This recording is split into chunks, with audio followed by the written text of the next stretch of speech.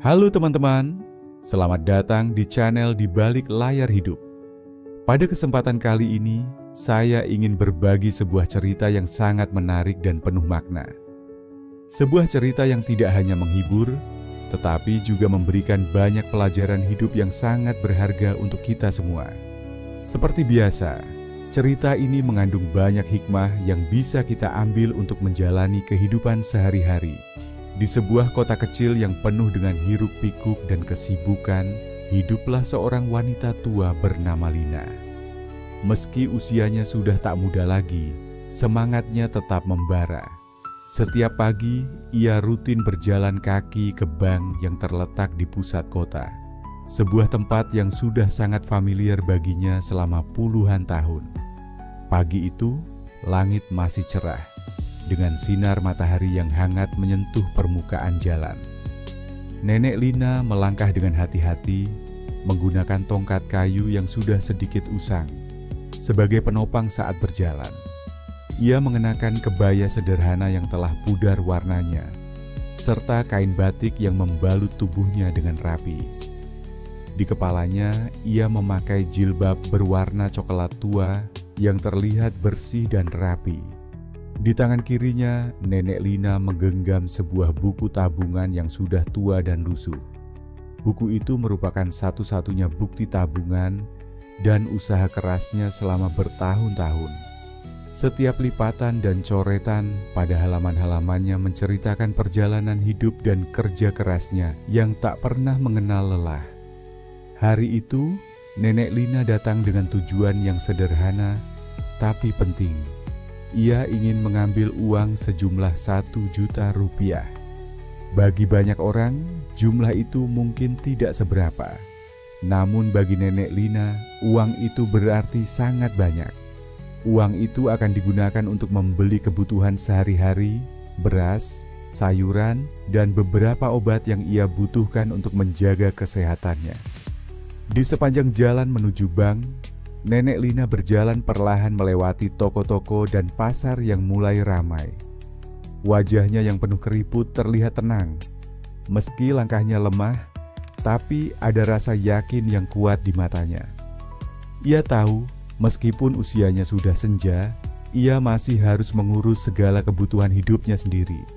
Sesampainya di depan gedung bank yang tinggi dan megah, Nenek Lina menatap sejenak ke arah pintu masuk. Gedung itu tampak berbeda dengan bangunan-bangunan di sekitarnya, dengan kaca besar dan pintu otomatis yang berkilauan. Suara orang-orang yang sibuk keluar masuk dan dering telepon membuat suasana terasa sangat sibuk. Dengan perlahan, ia melangkah masuk, hati-hati menjaga agar buku tabungannya tetap aman. Meskipun ia merasa sedikit gugup berada di tengah keramaian orang-orang muda yang sibuk dan berpakaian rapi, Nenek Lina tidak gentar. Ia tahu tujuan dan haknya sebagai nasabah bank. Di dalam, suasana bank terasa dingin dan formal. Lampu neon yang terang membuat ruangan terasa cerah, tapi sekaligus menimbulkan kesan kaku dan tidak ramah. Meja-meja teller berjejer rapi. Di baliknya para pegawai dengan seragam formal sedang sibuk melayani pelanggan yang datang bergantian. Nenek Lina melangkah perlahan menuju antrean yang sudah mengular. Ia berdiri dengan sabar, menggenggam erat bukunya, menunggu giliran untuk dilayani. Wajahnya menampilkan kesabaran dan keteguhan hati, seperti seorang pejuang yang siap menghadapi segala rintangan demi kebutuhan hidupnya. Momen itu sederhana, namun penuh makna. Seorang wanita tua dengan tabungan puluhan tahun datang untuk mengambil sedikit uang yang berarti baginya di tengah dunia yang serba cepat dan penuh tekanan. Ia tidak meminta kemewahan, hanya ingin diperlakukan dengan hormat dan mendapatkan haknya dengan adil. Setelah menunggu cukup lama dalam antrean yang perlahan bergerak maju, akhirnya tiba giliran Nenek Lina. Dengan langkah hati-hati dan tubuh yang sedikit membungkuk, ia berjalan mendekati meja teller. Di balik kaca pemisah, seorang pegawai muda dengan seragam rapi duduk sambil menunduk ke layar komputer. terlihat tergesa-gesa dan tak sabar. Nenek Lina menyapa dengan suara lirih namun sopan. "Selamat pagi, Nak. Saya mau mengambil uang 1 juta rupiah dari tabungan saya." Pegawai itu mendongak sejenak dan menatapnya tanpa ekspresi. Ia lalu menghela napas pelan, seperti merasa terganggu, dan menjawab dengan nada datar. "Cuma 1 juta, Bu. Kenapa nggak ambil di ATM saja?" Nenek Lina tersenyum kecil, berusaha tetap ramah. "ATM di dekat rumah saya rusak, Nak. Lagi pula, saya tidak terlalu paham cara pakainya. Saya lebih tenang kalau langsung ke sini." Seketika, pegawai itu menunjukkan ekspresi sinis. Ia menatap Nenek Lina seolah-olah permintaannya adalah beban yang mengganggu alur kerja bank. Ia lalu melirik antrean di belakang, tampak tidak sabar. "Lain kali tolong coba cari ATM yang lain ya, Bu. Ini teller untuk transaksi besar, bukan buat yang begini." "Jadi antrean gak panjang?" Kata-kata itu menusuk hati Nenek Lina. Namun ia tetap berdiri dengan tegar, meskipun jelas terlihat bahwa sikap pegawai itu menyakitkan. Beberapa nasabah di antrean belakang bahkan mulai berbisik pelan, dan ada yang tertawa kecil. Seorang pria muda yang berpakaian necis sempat berkomentar sinis, "Ya ampun, cuma 1 juta aja repot amat." Perlakuan tersebut bukan hanya merendahkan, tetapi juga mempermalukan.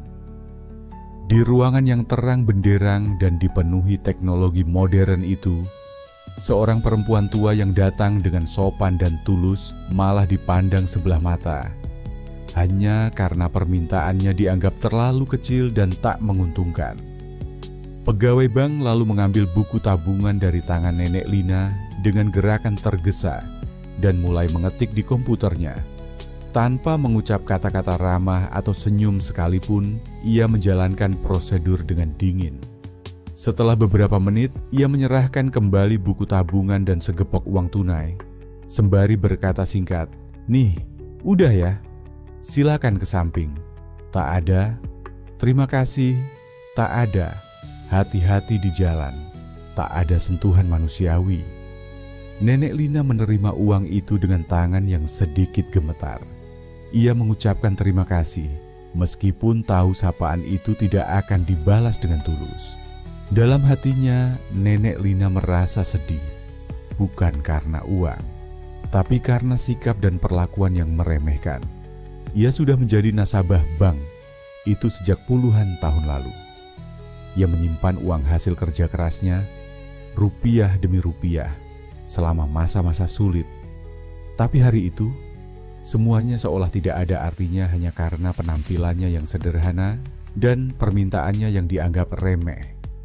Ia tahu bahwa dunia telah berubah, dan kadang manusia menilai orang lain dari seberapa besar uang yang mereka bawa. Tapi ia juga tahu, harga diri tidak bisa diukur dengan nominal. Ia tetap berdiri, tidak marah, tidak membalas dengan kata-kata kasar. Ia hanya menatap pegawai itu dalam diam, lalu perlahan melangkah ke arah ruang tunggu. Namun, sebelum keluar dari bank, ia mengambil keputusan yang tidak akan pernah dilupakan oleh siapapun yang menyaksikan hari itu. Nenek Lina melangkah perlahan menuju kursi ruang tunggu yang terletak di sisi dalam bank. Matanya menatap lurus ke depan, namun ada kilatan kecewa yang sulit disembunyikan. Ia duduk sebentar, menatap buku tabungan yang masih ada di genggamannya. Jari-jarinya yang renta mengusap lembut sampulnya, seakan sedang berbicara dengan sahabat lama. Beberapa menit ia duduk di sana, namun bukan untuk beristirahat.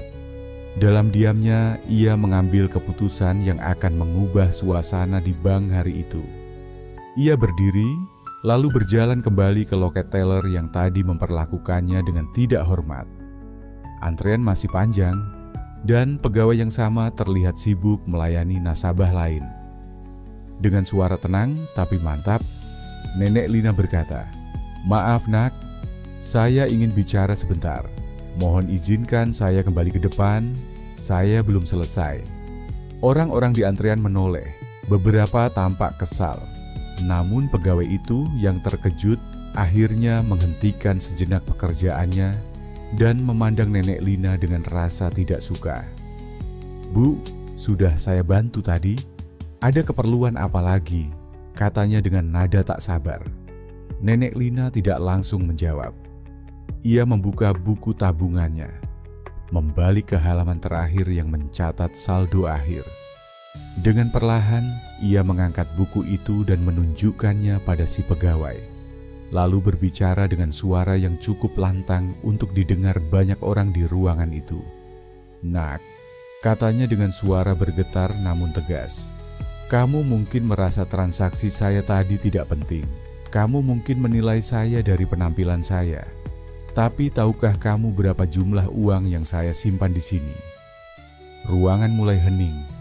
Orang-orang yang semula mengobrol atau bermain ponsel kini mulai memperhatikan. Si pegawai tampak sedikit bingung menatap angka di buku tabungan itu, lalu menelan ludah saat membacanya. 850 juta rupiah. "Uang itu," lanjut Nenek Lina, "hasil saya menabung dari berdagang kecil-kecilan. Setiap hari saya sisihkan sedikit demi sedikit. Tidak banyak, tapi saya tidak pernah lalai. Saya tidak minta dilayani istimewa, hanya ingin diperlakukan dengan hormat." Beberapa pegawai lain mulai menoleh ke arah mereka. Seorang manajer cabang yang sedang lewat terhenti dan mendekat karena menyadari suasana mulai berubah serius. "Saya mungkin sudah tua, penampilan saya biasa saja, dan saya hanya ambil 1 juta rupiah. Tapi apakah itu berarti saya pantas dipermalukan?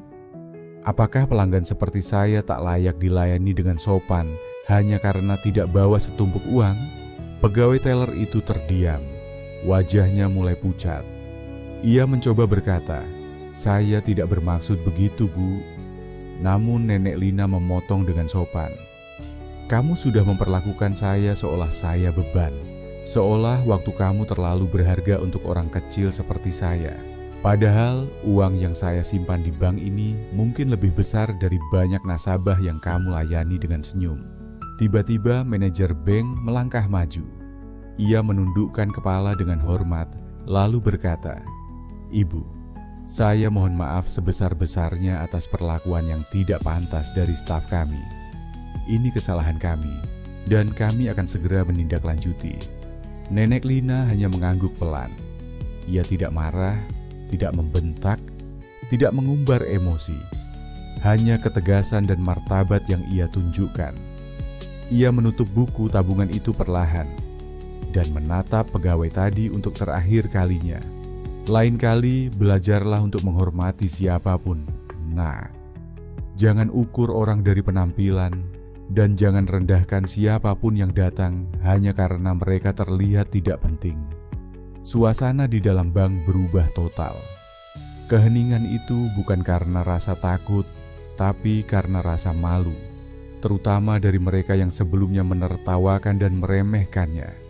Nenek Lina lalu berbalik dan melangkah pergi.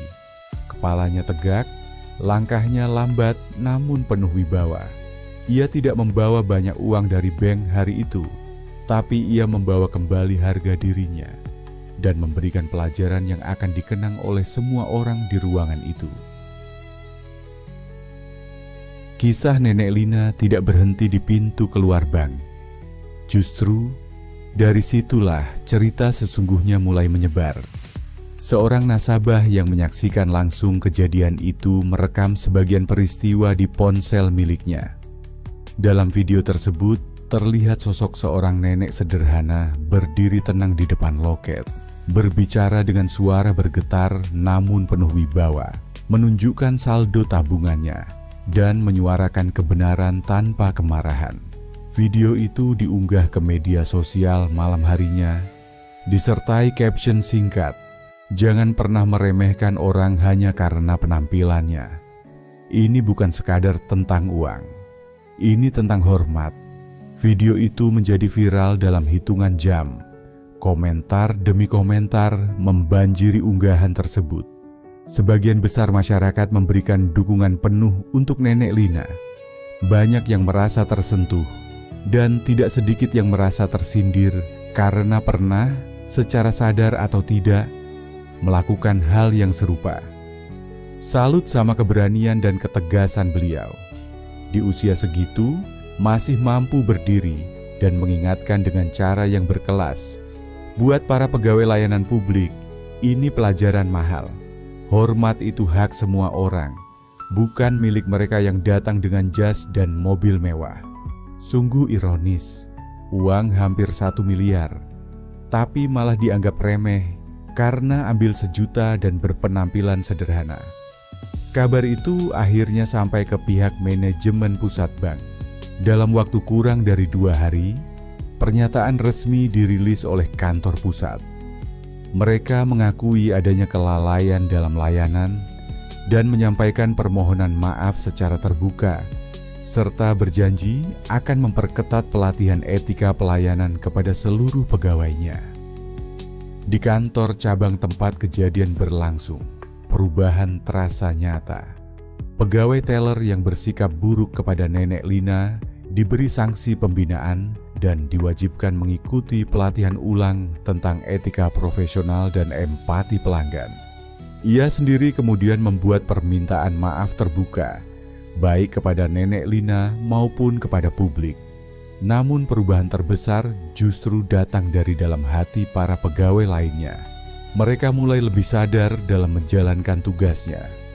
Bukan karena takut diviralkan, tapi karena menyadari pentingnya makna dari pekerjaan mereka. Melayani bukan sekadar memproses transaksi. Seminggu setelah kejadian, manajer bank bersama beberapa staf datang mengunjungi rumah Nenek Lina.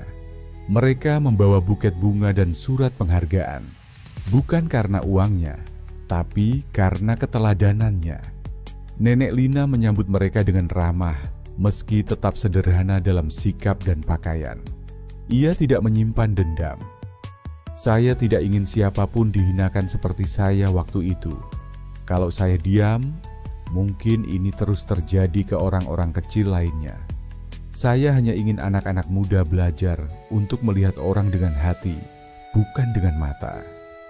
Ucapannya itu kembali menjadi kutipan yang tersebar luas di berbagai media dan platform daring. Beberapa organisasi pelayanan publik bahkan mulai menjadikan kisah Nenek Lina sebagai studi kasus dalam pelatihan karyawan baru.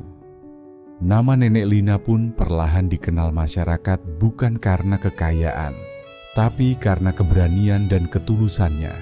Ia tidak pernah berniat viral, tidak pernah berniat mengubah sistem. Tapi tindakannya yang jujur dan tulus telah menjadi pemicu perubahan kecil yang berdampak besar. Dan di antara deretan pelajaran yang ditinggalkannya, satu hal paling membekas. Martabat tidak ditentukan oleh uang yang dibawa, tapi oleh cara seseorang memperlakukan dirinya dan orang lain.